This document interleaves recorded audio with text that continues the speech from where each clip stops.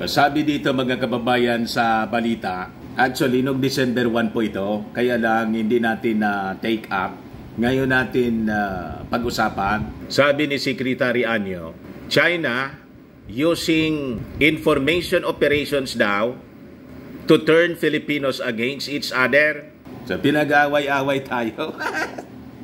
Matagal na po. Galingan po ninyo. Secretary Anyo, yung intelligence gathering ninyo. Kahit niya, Mr. Maravillas, walang malalim na intelligence gathering. Di ba obvious yung palaging naririnig natin doon sa isang istasyon, yung iniimbestigahan ng Kongreso na baka ma-cancel. Doon natin niya, Mr. Maravillas, palaging maririnig yung mga propaganda. Yun nga po, ginagamit yata, mga kababayan. May collabs yun, mga kababayan, with the China Global TV yata yun, TV Network. May pinirmahan yata na, pinablish nila po yung sabing sabuatan. Collaboration pala. Ano nga po ba, ano nga po ang translation ng collabs? Pumasok sa isip ko, sa buhatan. At alam ninyo kung sino yung padrino? Yan ang report po, mga kababayan ng Abante. Yung Abante News, kailan ito? July 19 pa, 2023. Sabi dyan, Digong pumadrino kay Kibuloy sa China. Ito pa, mga kababayan, July 18, sila yung nag-publish, SMNI News, Cagayan Valley. SMNI News collabs with CGTN. Yung China TV mismo. Siguro, sa pag-resume mga kababayan ng investigation sa issue ng fake news po ng Congress, I think kailangan na silipin din ninyo po ito. Tingnan ninyo, examine ninyo, baka may violation sa franchise ang ganitong pakikipag-collabs. Di ba? Tama niya, Mr. Maravillas. But before ko mga kababayan ibigay sa inyo yung full story nitong sinabi ni Anyo, click subscribe muna dito sa ating YouTube channel and hit the notification bell para lagi po kayong updated sa mga kaganapan dito sa ating bansa. Like and share na rin po ninyo ng ating video. At wag na rin po ninyo mga kababayan na skip yung ating mga commercial ads para tuloy-tuloy lang ang pag-unlad ng bagong Pilipinas. Sa mga naghahanap po ng malinis and spacious fitness gym, bumisita lang po kayo sa aming Colossal Fitness Gym.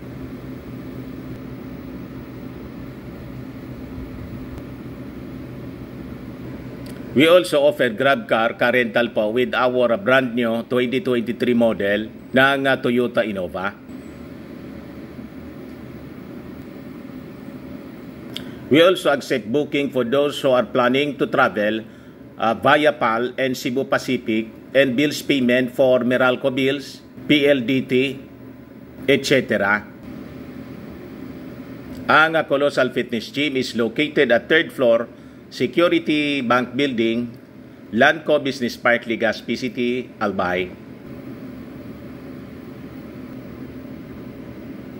For inquiries, look for Jilon Maravillas, contact number 0966-802-0949.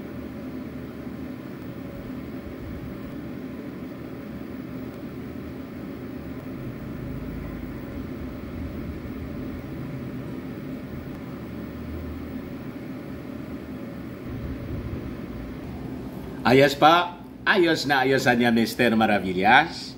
So ito yung sabi ni Anyo, mga kababayan, na kung magamit yung China ng tinatawag na information operations para pag-awayin ang mga Filipino. Ayan po.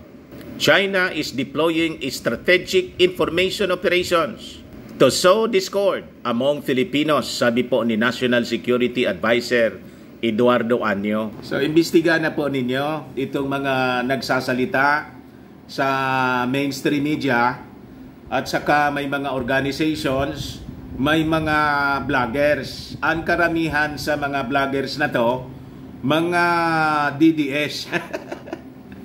Di ba? Baka sumasalok po o may isang coordinator na pabalik-balik sa China na siyang may hawak nitong mga propagandista. Di ba? Ginawang hanap buhay, mga kababayan, yung pagtatraidor sa ating bayan. Pinag-aaway-away yung mga mamamayang Pilipino. Kampi sila sa interes ng China kung ano-anong pinagdadaldal, mga kababayan. Sabi dyan, I have come to realize that China's multifaceted approach includes information operations that are specifically designed to create divisions within our nation. Anyo said in his speech during the inauguration ng Coast Guard Station sa Pag-asa Island. Yun din yung sabi ng mismong si Commodore Tariela. Siya yung unang nagsabi niyan. So sabi niya, this type of operations comes amid the government's push to unite the Filipino people in our stance on the West Philippine Sea, sabi po ni Anyo.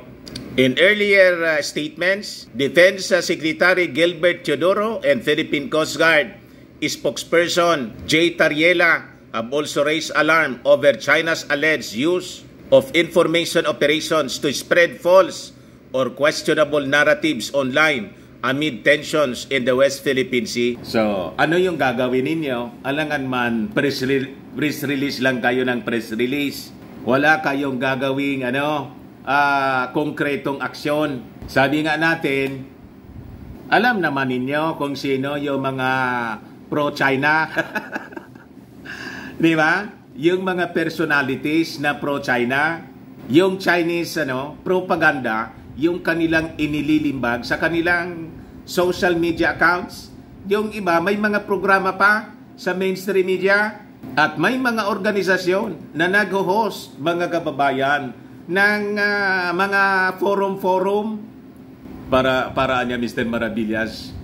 Alam ko na yan. Yung sa Quezon City po, yung nagtitinda ng pandesal. Di ba? Pure Chinese propaganda po, yung inililimbag doon, yung laging maririnig po natin. Di niya Mr. Maravillas yung pinakita mo na si Maudigs nagpadrino kay Kibs. Ayong balita po sa Abante News. Ito po siya, pwede ninyong i-search. Biglang lumitaw na nga lang ito sa timeline ko. Sabi diyan, Digong pumadrino kay Kibuloy sa China. Abante News, July 19, 2023. Sabi diyan, hindi nag-iisa si dating Pangulong Rodrigo Digong Duterte sa kanyang pagtungo sa Beijing, China noong Lunes dahil kasama rin niya ang mga executive ng Sunshine Media Network, ang media entity na minamay-ari ng religious leader na si Apollo Kibuloy. Kasama pala si Kibs po. Ang biglang lumitaw si Diggs, kausap si Xi Jinping, wala man pong authority galing sa ating Pangulong Bongbong Marcos. Biglang kinausap po, magkasama pala sila. Matatandaang nakaharap ni Duterte si Chinese President Xi Jinping sa Jiaoyutai State Guest House sa Beijing.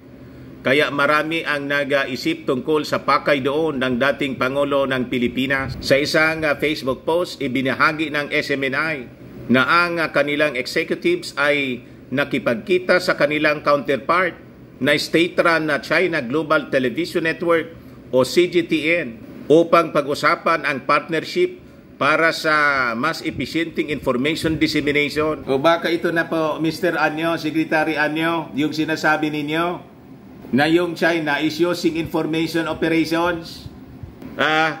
Di kaya malamang niya Mr. Maravillas. Kaya nga po, sa pagpapatuloy ng hearing po, sa possible violations ng SMNI doon sa pagpapalaganap ng fake news accusing Martin Romualdez na ginastos ang 1.8 billion na travel expenses. O ngayon, sa December 5 po, magre-resume yung hearing.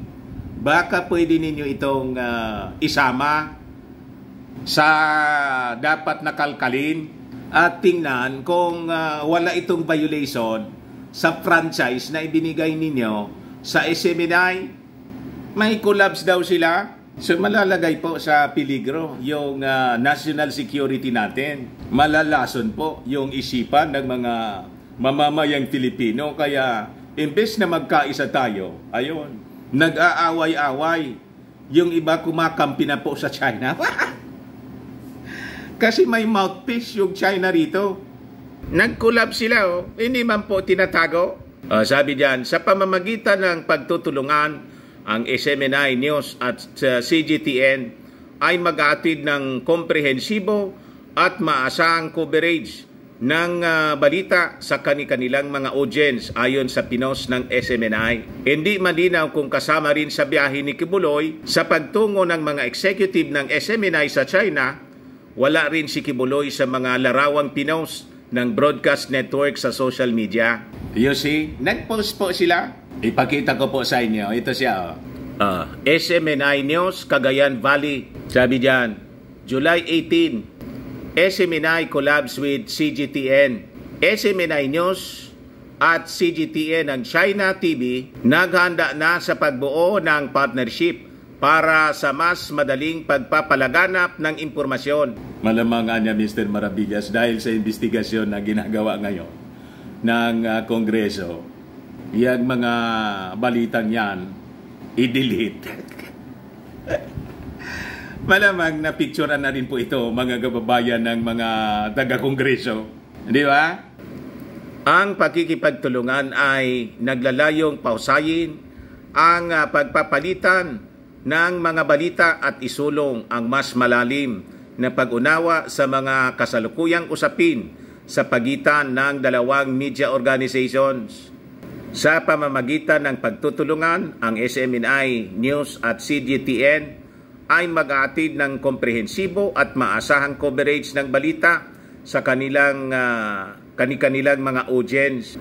Binigyang diin ng inisyatiba na ito ang kahalagahan ng internasyonal na kooperasyon sa pagbabahagi ng magkakaibang pananaw at pagpapaunlad ng isang mas informed na global community. Ang pagpupulong sa pagitan ng mga executive ng dalawang network ay naganap sa Beijing, China. Yan po, mga kababayan, yung mga picture nila. Sa kabagaan niya, Mr. Maravillas. Yan nga po ang nakakalungkot na mga pangyayari. Tingnan natin po, baka masuplan na natin ito with the investigation ngayon na ginagawa ng Kongreso, reviewing the possible violations sa franchise ng SMNI na ginagawa po ng Kongreso. Baka po makasama ito. Ayan man lang po, mga kababayan. Baka lang po gusto ninyong itry ito. Fairmax Firming and Lifting Cream. Pinapahid po sa mga pulses and affected area. Mainam po sa paninigas ng mga kaso-kasoan. Ito naman po, Automax Radiant Serum. Sa mukha naman yung application. Anti-aging siya. You will look 10 years younger than your age. Sa mga cancer patients naman po, baka lang gusto ninyo itong itry. Nengxia Red Mixed Fruit Drink. Hindi man po siya gamot. Food supplement siya. Kaya lang, gawa siya mga kababayan sa goji berry. Yung goji berry may anti-cancer properties. O ngayon, yung mga inquiries ninyo, dumiretso na lang kayo po sa aming messenger sa Facebook para masagot namin agad. Ako po si Dante Maravillas. Bye-bye. God bless.